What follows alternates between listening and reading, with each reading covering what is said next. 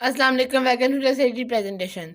इस वीडियो में मैं आपको बताऊंगा, बल्कि आपको मैं सैम्पल्स दिखाऊंगा ऐसे राइटिंग और डायलॉग राइटिंग, लेटर राइटिंग और स्टोरी राइटिंग के इंग्लिश के अंदर। तो सबसे पहले हम ऐसे राइटिंग से ही स्टार्ट कर लेते हैं। तो ये देखें, ये एक मैंने ऐसे लिखा हुआ है, a visit to a hill station.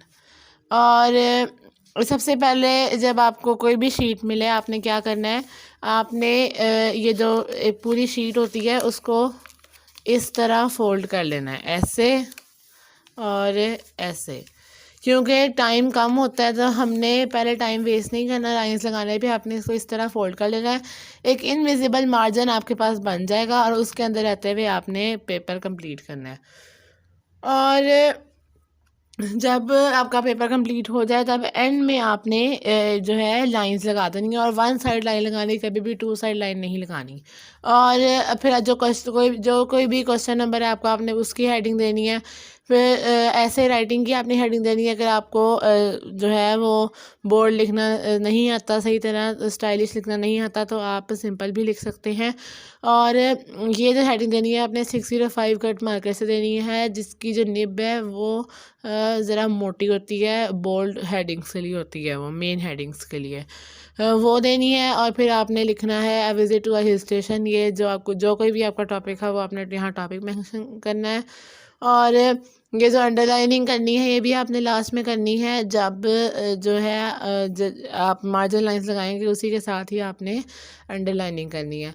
और जो अंडरलाइनिंग है वो और जो मार्जिन लाइंस हैं उनको देखें ये दो डबल लाइंस लगी हुई हैं, तो आपने ऐसे ही दो दफ़ा मार्कर फिर के ये लाइन नहीं लगानी। आपने क्या करना है कि एक जो 605 कट मार्कर होता है उसको आपने बीच में से मतलब 75% वाली ऊपर से छोड़ के टिप उसको नीचे से थोड़ा सा कट कर लेना है। इस पर मेरी सेपरेट वीडियो मौजूद है, आप मेरे चैनल पर जाकर देख सकते हैं। इन हेडिंग्स को किस तरह बनाना है और मैनेज किस तरह करना है, और जितने भी इंग्लिश और साइंस सब्जेक्ट्स की हेडिंग्स को इस तरह मैनेज करना है, किस तरह पेपर को अटैम्प्ट करना है, इस पे मैं एक सेपरेट वीडियो मेरे चैनल पे इंशाल्लाह जल्द ही आएगी, बल्कि मैं अगली वीडियो इसी टॉपिक पर बना लूँ। तो ये देखें। और लेटर ऐसे के अंदर चीज़ें भी बहुत जो है वो बहुत मैटर करती हैं। ये इस पे भी मैं एक अलग वीडियो बनाऊंगा कि जिससे कंप्लीट बताऊंगा। ये तो सिर्फ सैंपल दिखाऊंगा आपको, उसमें मैं आपको कंप्लीट बताऊंगा कि एक ऐसे में क्या क्या चीज़ें होनी चाहिए। तो वो भी आपने ज़रूर जो है चेकआउट करना है। तो ये देखें, ये जो ऐसे है ये मैंने अकॉर्डिंग टू 10 मार्क्स लिखा है, क्योंकि इसकी लेंथ भी बहुत मैटर करती है। ये ना हो गए 5 मार्क्स तक ऐसे आया है तो आप लिखते चले जाएं और इस तरह बाकी सवाल आपके रह जाएं। हमेशा जो है सवाल के मुताबिक वो आपने जवाब लिखना होता है, यानी सॉरी उसके नंबर के मुताबिक, यानी उसके सवाल के नंबर कितने हैं उसके मुताबिक आपने जवाब लिखना होता है।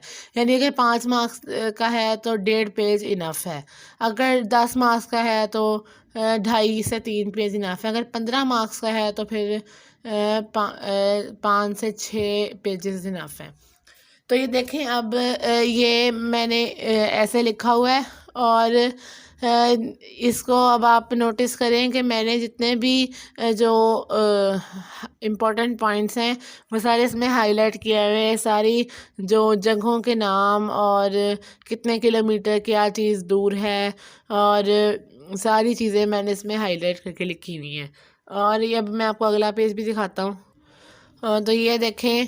और इसमें भी मैंने हर चीज़ जो है रेडी कह रहा हूँ, हर चीज़ मैंने यहाँ पे तो ये देखें, इसमें भी मैंने हर चीज़ जो है हाईलाइट की हुई है। जो चीज़ मुझे इम्पोर्टेंट लगी सारी मैंने हाईलाइट की।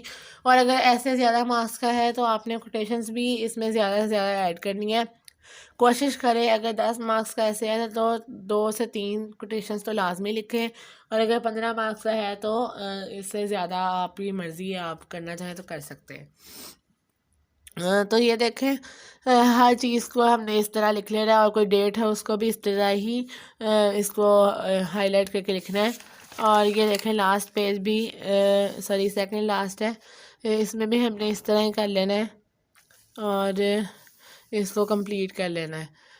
इसके बाद ये दूसरी सीट पे है। बाकी ये मैंने इसमें एक ही कोटेशन ऐड की है, लेकिन ये थोड़ी है, आप एटलीस्ट 2 से 3 तो ज़रूर ऐड करें। सो अब जो और फिर एंड में भी जब सवाल ख़त्म हो जाता है तो लाइन लगा दें, और जो पीछे शीट बच जाती है उसको क्रॉस कर दें। तो अब हम लेटर की तरफ चलते हैं। ये देखें जी, ये लेटर है। लेटर के लिए भी सिंपल, आपने सेम इस तरह अपने शीट फोल्ड की, यहाँ से भी शीट फोल्ड की, ऊपर सवाल नंबर जो भी है उसकी हेडिंग दी, और फिर लेटर राइटिंग की हेडिंग दी। अंडरलाइन सारा आपने बाद में करना है। फिर आपने टॉपिक लिखा लेटर का। अगर टॉपिक ज़रा लंबा है तो आप उसको यहाँ से स्पेस कम कर सकते हैं, टॉपिक छोटा था तो मैंने उसको ज़रा सेंटर में करके लिख दिया। और अगर यहाँ हम टॉपिक की हेडिंग देना चाहें तो वो भी दे सकते हैं। और ये अब फॉर्मेट आप ध्यान से देखें, लेफ्ट साइड से शुरू करना है आपने, एग्जामिनेशन हॉल, फिर एक कॉमा डालना है, फिर सिटी, फिर ए, फिर फुल स्टॉप, फिर बी, फिर फुल स्टॉप, फिर सी, फिर फुल स्टॉप, फिर जो कोई भी डेट है, जैसे यहाँ लिखा हुआ है मैंने अक्टूबर 19, फिर कॉमा 2020, फिर फुल स्टॉप। और आपने कभी भी अपना जगह का नाम या शहर का नाम वगैरह नहीं लिखना, आपने एग्जामिनेशन हॉल और ABC ही लिखना है। और उसके बाद फिर आपने मेंशन करना है जिसको आप लेटर लिख रहे हैं, नाम भी लिखने की ज़रूरत नहीं है, सिर्फ उसे रिश्ता बता दें आपका क्या है, कि डियर ब्रदर, डियर फ्रेंड, या इस तरह आप कोई भी जो उन्होंने कहा है किसको लिखना है वो आप यहाँ लिख दें। और डेट हमेशा आपने उसी दिन के लगानी है जिस दिन आपका पेपर होगा, या जिस दिन आप ये लेटर लिख रहे होंगे। तो लेटर्स में अच्छे नंबर लेने का जो तरीका होता है, क्योंकि ये बोर्ड्स में 8 नंबर का पेपर आता है 9th क्लास में। जो छोटी क्लासेस में होते हैं उनको ये चीज़ें करने की ज़रूरत नहीं है, यानी कोटेशंस लिखने की ज़रूरत नहीं है। लेकिन जो बड़ी क्लासेस के स्टूडेंट्स होते हैं उनको कोटेशंस ऐड करनी चाहिए, ताकि उनके नंबर भी ज़्यादा आ सकें और इम्प्रेशन अच्छा पड़े। तो क्योंकि 8 नंबर का होता है, इतना लंबा भी ऐसे बहुत ज़्यादा जो है, अगर हम फ़ज़ूल में लेंथ लंबी करेंगे तो वो हमारी नेगेटिव मार्किंग भी कर लेते होते हैं। तो इसलिए हमें कोई मौका उनको देना ही नहीं चाहिए कि वो हमारी नेगेटिव मार्किंग कर सकें। आप ज़्यादा से ज़्यादा इस टॉपिक के मुताबिक इसमें कोटेशंस ऐड करें, लेकिन मैक्सिमम 3 ही रखें, इससे ज़्यादा ना करें, वो बहुत ज़्यादा फिर ओवर लगता है। इस तरह लगता है आपने कुछ लिखा नहीं हुआ, बस आपने कोटेशंस ही ऐड की हुई हैं। एक दरमियान में कर दें, एक शुरू में कर दें और एक एंड में कर दें, इतनी बहुत है। तो ये देखें, आपने फिर सारी जो लेटर की बॉडी है वो लिखनी है। और उसके बाद आपने ये देखें लेटर की बाकी लिख के, और इसमें लास्ट कोटेशन लिख के आपने इनको मतलब लेटर को एंड कर देना है। और लेटर को एंड करने के लिए आपने योर्स ट्रूली लिखना है। योर्स सिंसियरली भी लिख सकते हैं, योर्स अफेक्शनेटली भी लिख सकते हैं, लेकिन वो ज़रा आपने ध्यान से लगाना है। जो योर्स सिंसियरली है वो आता है फ्रेंड्स के साथ, जो योर्स ट्रूली है वो तब आता है जब आप किसी को दिलासा देते हैं, और जो योर्स अफेक्शनेटली है वो आपके माँ बाप, बहन या भाई में से जिसको आप लिखते हैं उसके लिए आता है। और ये जब फिर एंडिंग लाइन लगा दें, और लास्ट में जो शीट बचा है उसको भी आप इस तरह क्रॉस कर दें। और अब हम चलते हैं स्टोरी की तरफ। तो ये देखें जी, ये अब हम आ गए हैं स्टोरी के ऊपर। अ फूलिश स्टैग, अब ये भी स्टोरी थी, इसका आपने ज़रा नाम छोटा था तो मैंने इसको ज़रा ज़्यादा बोल्ड करके लिख दिया है।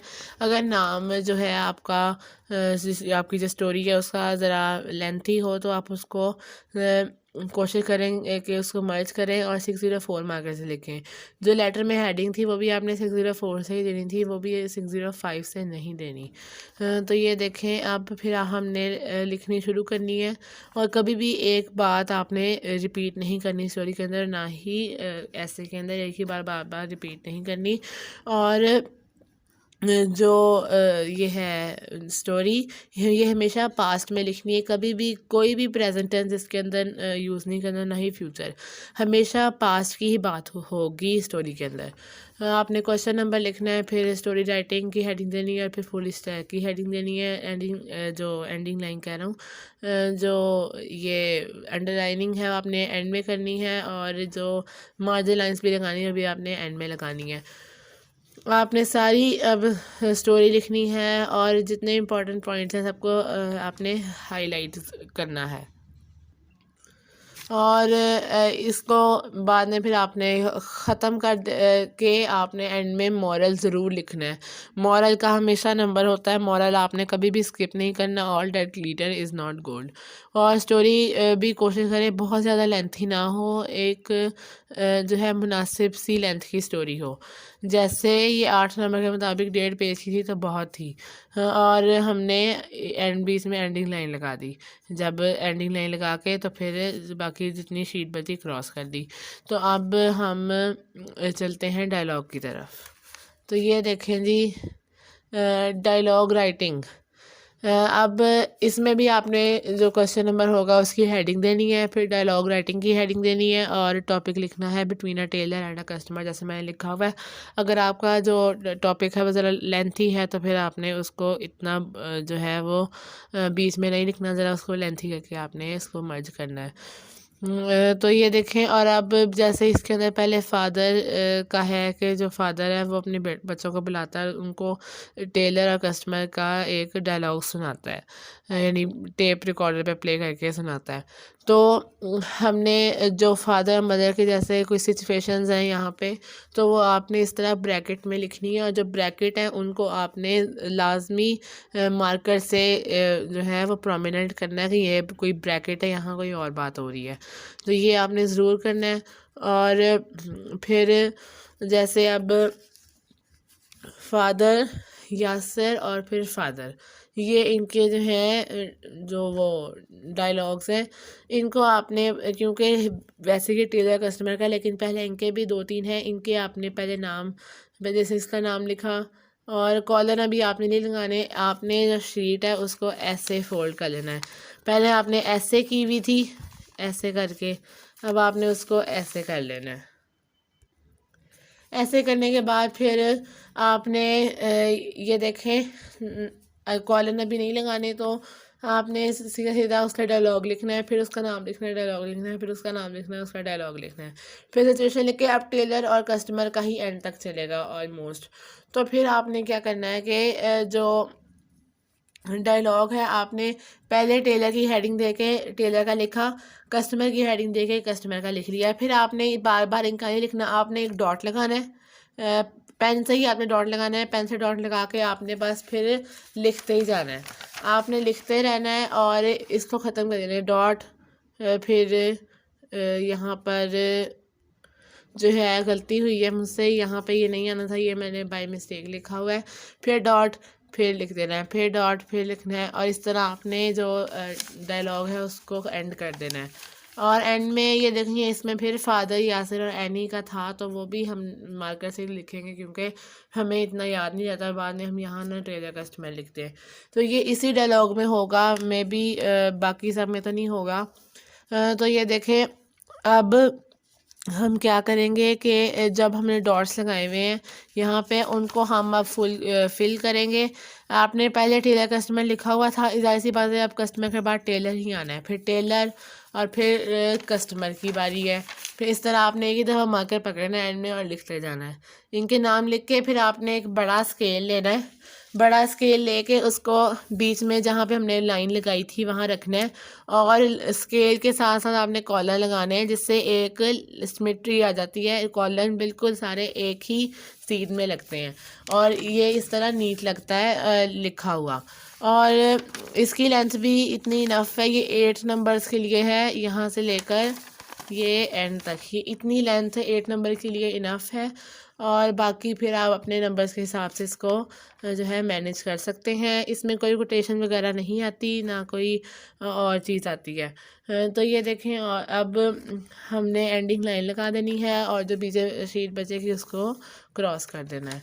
और ये क्रॉस आपने, मैं पेंसिल से कर रहा हूँ, आपने पेन से करना है। सो आई होप आपको समझ आ गई होगी कि हम इंग्लिश में डायलॉग, ऐसे, स्टोरी और लेटर को किस तरह लिख सकते हैं। डायलॉग, लेटर और स्टोरी पर मेरी सेपरेट वीडियो मौजूद है कि इनको लिखना किस तरह है, यानी कि एक के लेटर या किसी इनमें चीज़ों में होता क्या क्या है, वो सब पे मेरी अलग वीडियो मौजूद है। और अब मैं ऐसे की भी कोशिश करूँगा कि मैं जल्दी अपलोड करूँ कि उसमें क्या-क्या चीज़ें होनी चाहिए। और इसके अलावा मैं आपको जल्द ही वो वीडियो मेरी आएगी जिसमें मैं आपको जो इंग्लिश की जो प्रॉपर हेडिंग्स होती हैं वो बनाना सिखाऊँगा। उसके अलावा हेडिंग्स को, लंबी हेडिंग्स को मैनेज करना भी सिखाऊँगा और फिर साइंस सब्जेक्ट्स की भी और उर्दू सब्जेक्ट्स की भी सबकी बनाऊँगा। तो अब मैं मिलूँगा आपसे नेक्स्ट वीडियो में, तब तक के लिए अल्लाह हाफ़िज़।